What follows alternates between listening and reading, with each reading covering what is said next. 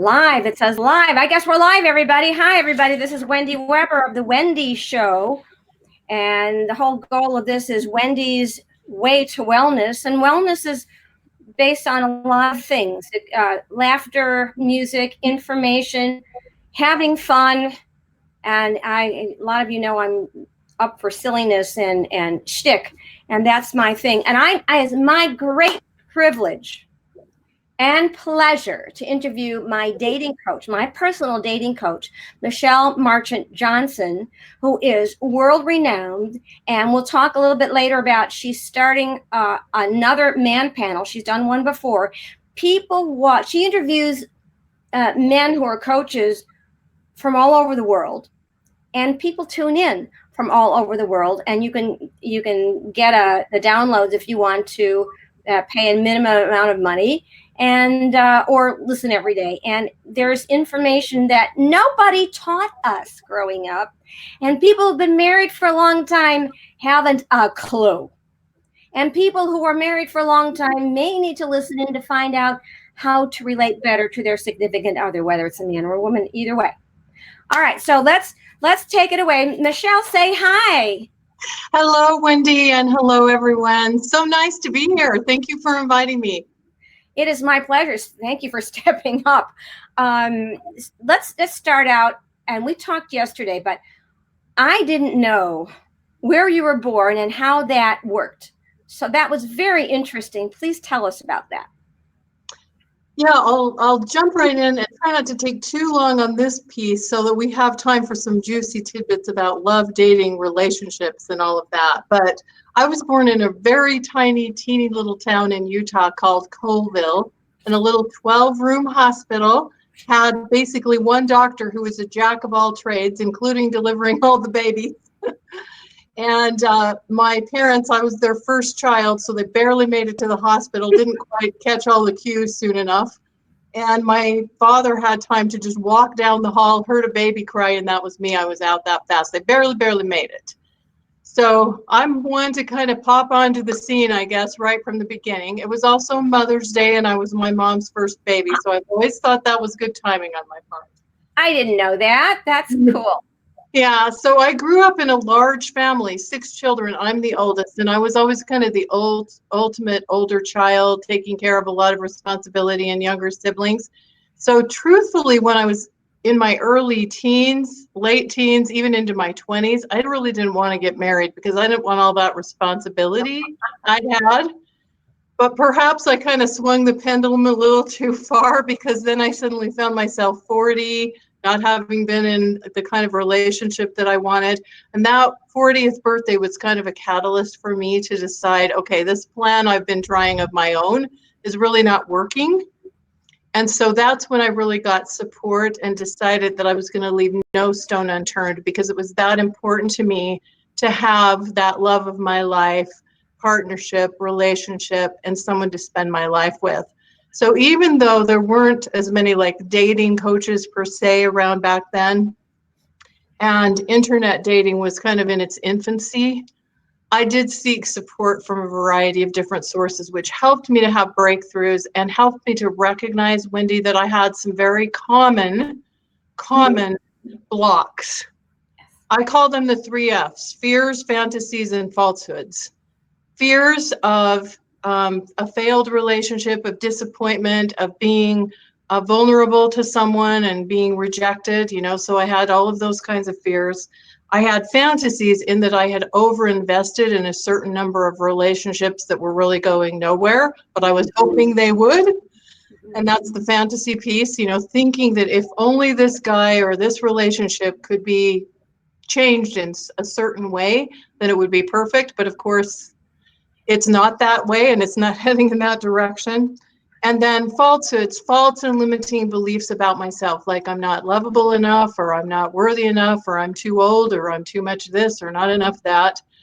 And these underlying beliefs, these blocks that I uncovered for myself, have been some of the most common beliefs and blocks that I've seen coming up for other people as I have transitioned from a long career in corporate America into now doing this work with women all over the world over the last 10 years. So that's a real short version, Reader's Digest version, so to speak, of my story. And I can relate to that because I was afraid to get divorced, even though we were. It was became very difficult. My husband had mental illness, and there was some physical abuse with one of my children and verbal abuse to me, and it was really tough. And I thought, who else? Nobody else is going to want me. Nobody's ever going to want me. And so I can relate to a lot of that, and that is a falsehood and a fantasy. But with all the media around, everybody's gorgeous, right? How many people on TV in lead roles having wonderful lives are not gorgeous? Right. To movies and magazines and stuff. So that was a falsehood that I carried for a long time. That was the yeah, and the tricky part, you're not alone, Wendy. So many of us have these things. Like, one false belief is that we have to be perfect to find love. And the truth is that being imperfect and being real and being authentic is part of what actually makes us relatable and even lovable, because it makes it safe for someone else to show their imperfections, their humanness, their vulnerabilities. And the dangerous thing about these 3 Fs, as I call them, the 3 F words that can foul up your love life, is they're kind of like a hard drive in a computer. You know, when we use a computer, we don't see all the nuts and bolts and things that are going on inside there, but that's what's really running the show. And a lot of times these beliefs, these 3 Fs, are kind of on a subliminal level, and we may not even recognize that they're in effect as strongly or as powerfully as they are, but they can actually be running the show without us realizing it. And that was what was happening for me, though I hadn't seen it until I really delved into kind of what was going on underneath my disappointments and failed relationships and hanging on to the wrong people for too long, and all of these patterns that had showed up in my decades of single life. Yeah. So I wanted to what it means to me, because I've been looking, and I'm sort of seeing a gentleman right now, and I don't know if this is going to go anywhere, but here's a little bit of what I'm looking for, what home is. And I'm just going to read the first part and sing the next part. But many people feel that home is here or home is there. Folks have their own view. There are many places where it looks like home, it feels like home, it sounds like home to them. It's worth much more than any shiny, sparkling, precious gem. It's where they grow their stories, have reveries, make memories.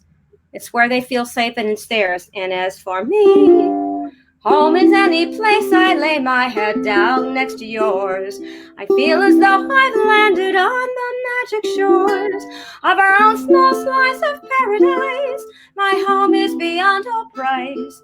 It's where I laid my head down next to yours. And then there's part about, with you, I feel heard, I feel cared for, I feel safe and loved in your smile, even from a distance. I trust you. And it's where my dreams can soar, so where I can be myself. And that's who I'm looking for. And you mentioned something that you hope things would change, but we cannot change anybody. Right. And women don't believe that. Right. If a man says they're not going to have children, or not going to do this, not going to do that, believe him. Exactly. Exactly. And that's something that I've learned. As you mentioned, I have this series coming up called The Man Panel, and this is the 4th year in a row that I've done it. It's an interview series that starts early June, next Monday, June 3rd. themanpanel.com is where you go to check it out. But in interviewing men over the last 4 years, I've now interviewed over 100 men. And one of the themes that has come through is exactly what you just said, Wendy.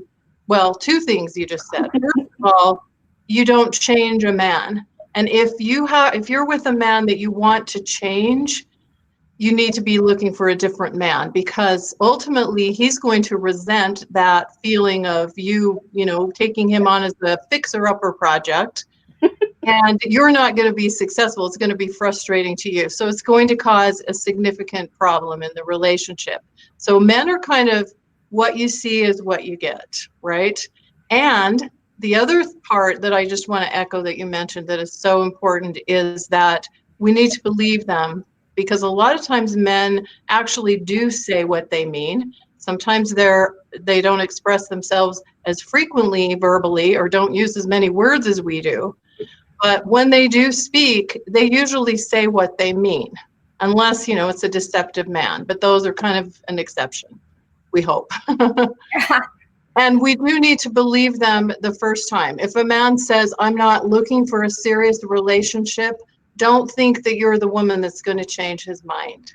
Believe him, because otherwise you'll end up somewhere down the road after investing months, even years of your life into a relationship, and you'll come up empty-handed. And I've read some of the stories of women who have done that on the various dating sites and classes I've taken. And so what does it mean to people to have a dating coach? I know what it means to me. Because I was scared to respond to people online. I would respond if somebody reached out to me, but most men don't. Not to mention that you helped me get through. They usually have terrible pictures. They don't have enough of a profile. And it's really hard to, what do you say to somebody? Yeah, so usually, Wendy, so here's a little secret that I'll share with you that we probably haven't talked about yet before. And that is that most of the time when people come to me, when they reach out to me for support and want to get to explore having a dating coach, they're reaching out to me for more of the what we might call the tactical stuff, like I need to get my online dating profile improved, or I need to learn how to do online dating more effectively, or I need to learn how to meet people, or I need to feel more confident around men, or I want to embrace my femininity because I work mainly with women. Well, that was my issue, wasn't it? I asked you about femininity. I didn't really know how. Yeah. However, here's the secret. Those things are important, and yes, we're going to work on those, and we're going to address those, because those are like actions that you can take that can increase your opportunities to be seen and to have more successful interactions and communication with men in dating, thus potentially leading to more success. But usually what's going on that people don't always see is some of this inner stuff that I was talking about earlier, some of the blocks, some of the fears, some of the falsehoods, some of the fantasies, or some of the blocks that they have that are holding them back that they might not be fully aware of. So we all have blind spots, every single one of us, right? It's like we look into the mirror every day and we think we see ourselves very clearly. We see this reflection. But it's kind of like, you've stood in like a mirror that shows the side and the behind view, heaven forbid, right? We all love those as women.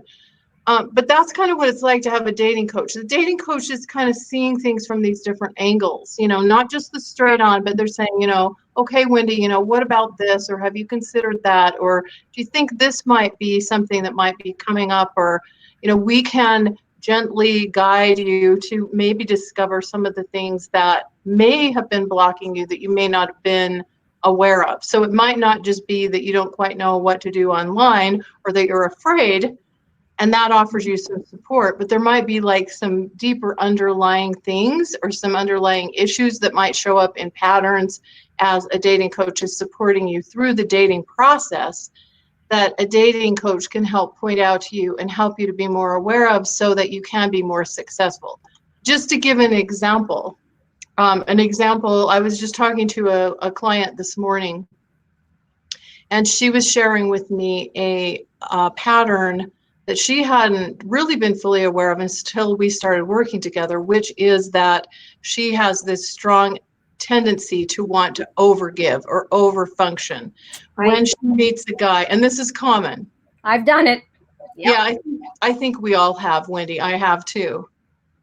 So when she meets a guy, particularly one that she kind of likes, then she starts doing like more of the work, more of the heavy lifting, I call it, putting in more effort or energy into him than maybe he's putting into her. And it tends to cause this out of balance feeling. And usually, rather than drawing a man closer, it has a tendency to send him in the other direction, Mhm. which then becomes more disappointing because the woman has invested a lot into this man Yes. who wasn't showing up there for her. So these are the kinds of things, like, I can point out that to her, but she hadn't really seen that before. Now she's seeing that now, and she's seeing that that's been a pattern for her in her relationship. So she can't make a new choice if she doesn't even know it's there, right? Well, one of the things you really helped me with is to really embrace that I am a woman of high value. And from that platform, it became easier. Yes. That Yes, I am worth getting to know for the right person. exactly. And the right person is not going to be easily scared away.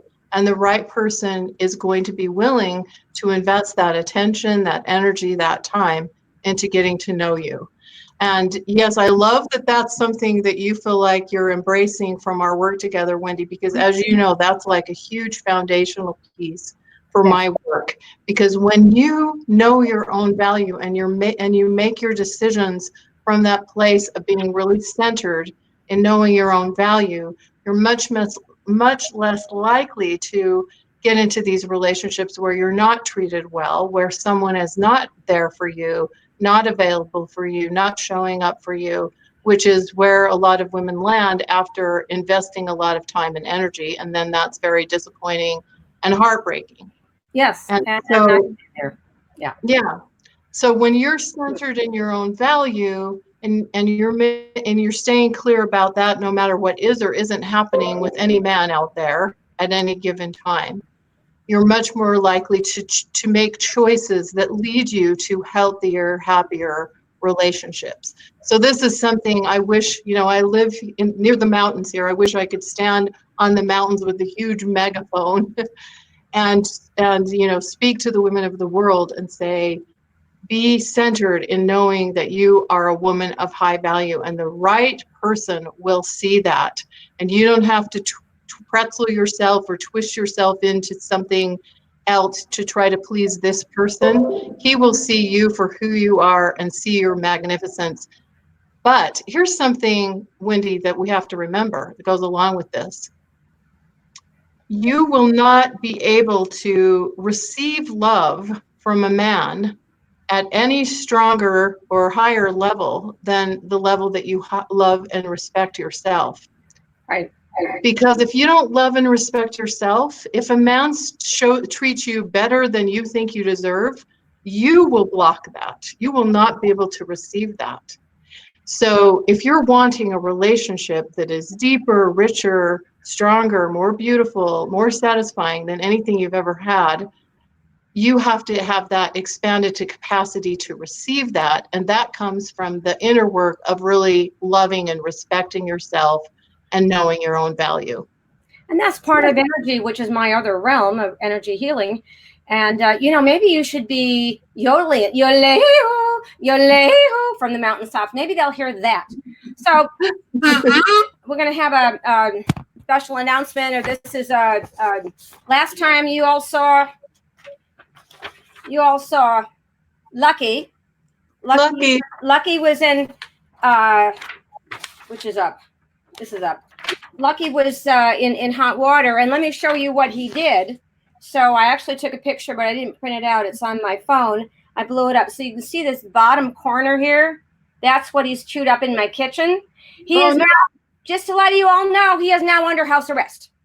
All right.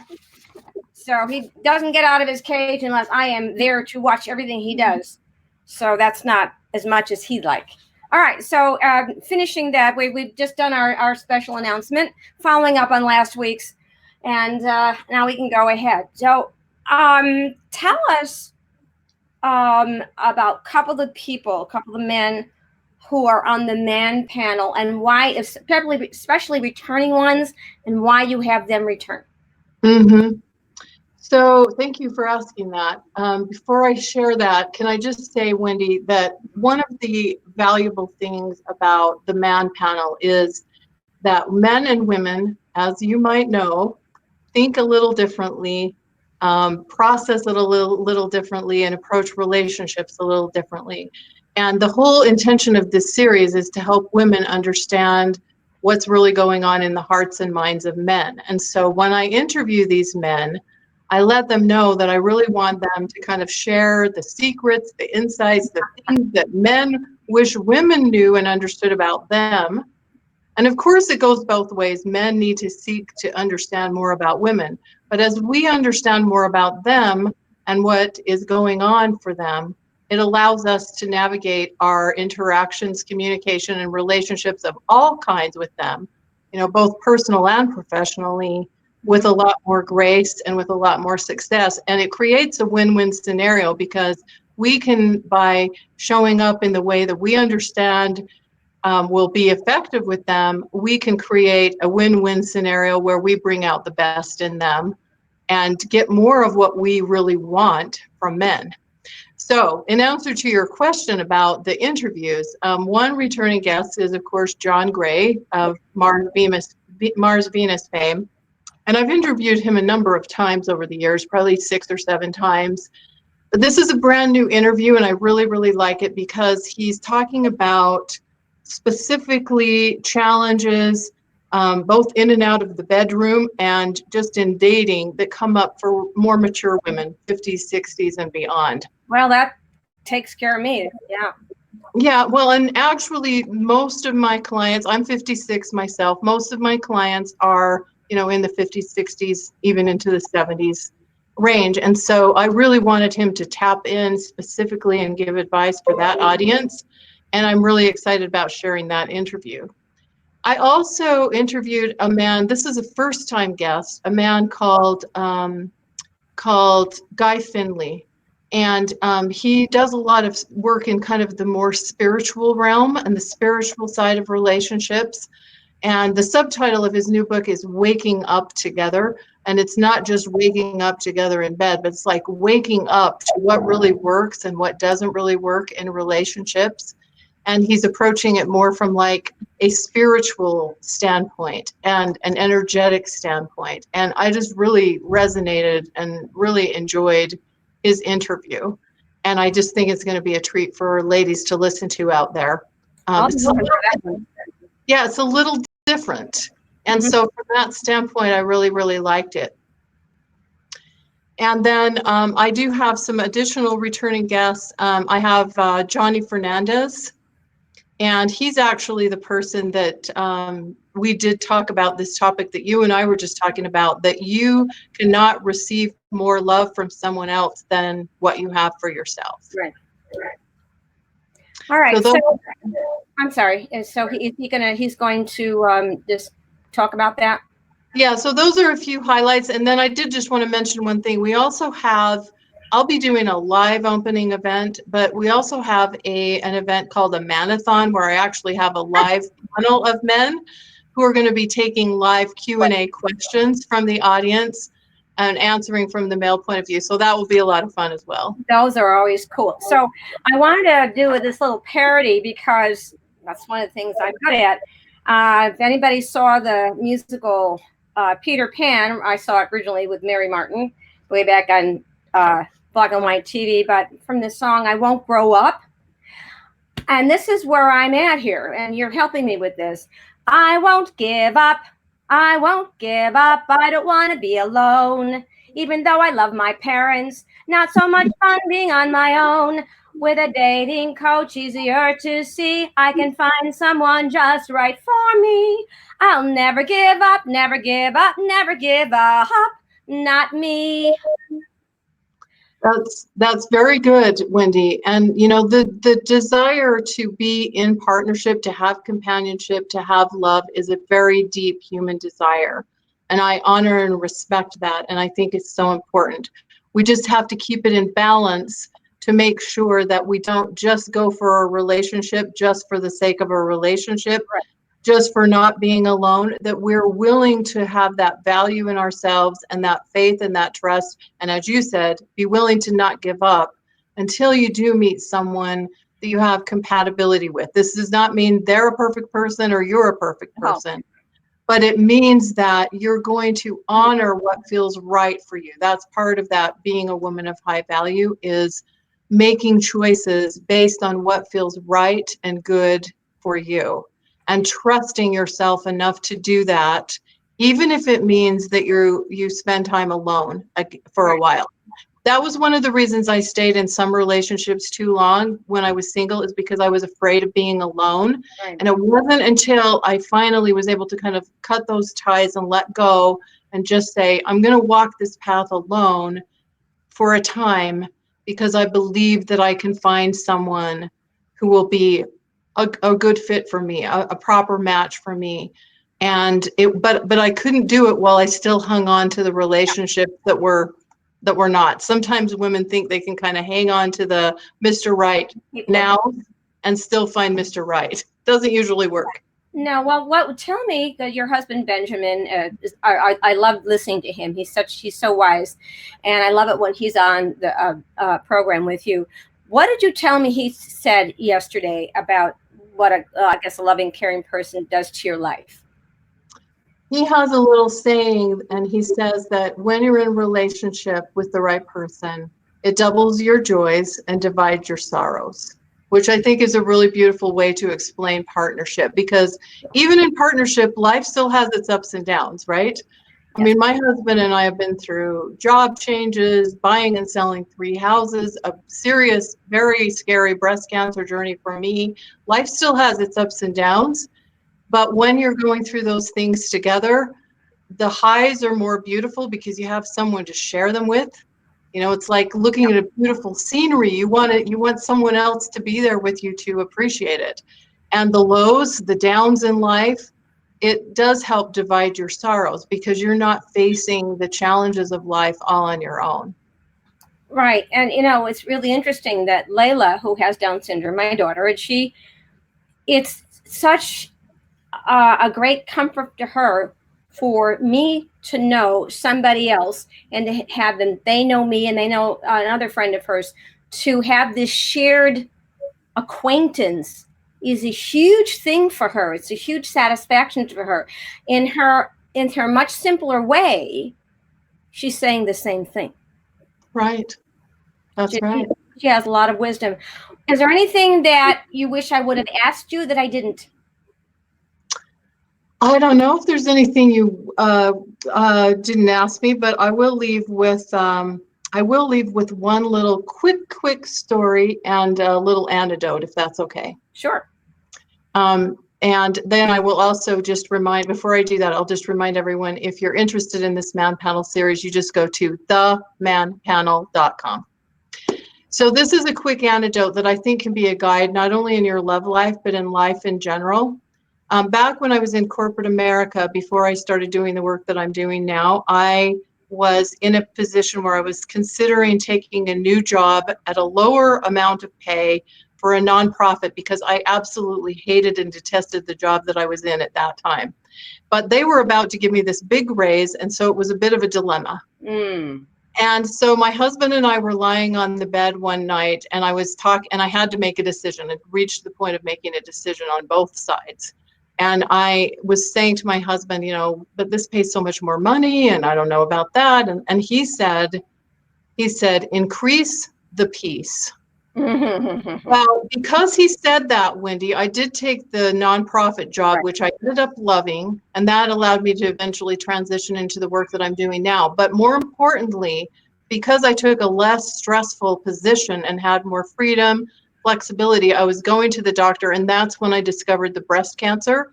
And I really believe if I had stayed in this higher stress job, I wouldn't have been going to the doctor. It wouldn't have been discovered. I probably wouldn't be here. So this simple piece of advice in my case was probably life-saving advice.